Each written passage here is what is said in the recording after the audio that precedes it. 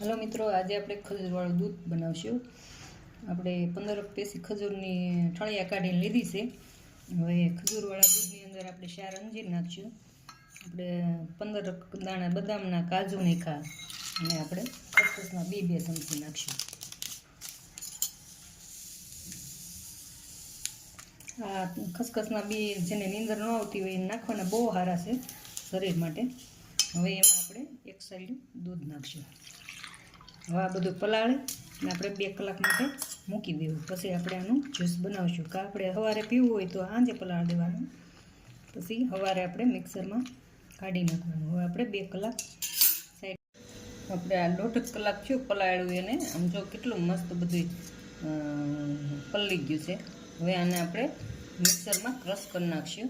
આપણે પવાળીમાં લઈ લેવું, એટલા દૂધમાં જ ક્રશ કરી નાખશું આપણે। પછી આપણે દૂધ આપણે મિક્સરમાં ક્રશ કરી નાખ્યું છે। કેટલો મસ્ત ક્રશ થઈ ગયું છે।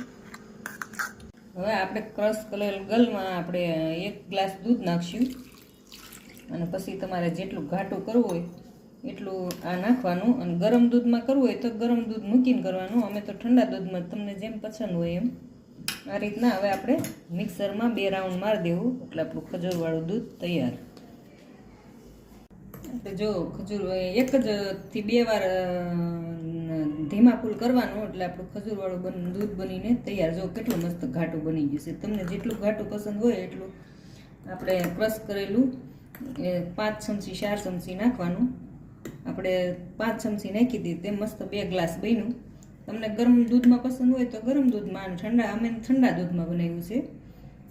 હવે આપણે સર્વ કરી દેવું।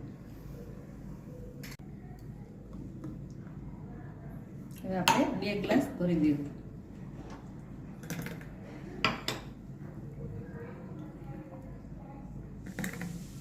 પછી આપણે એમાંથી દૂધનો મસાલો સર્વ કરી દઈએ।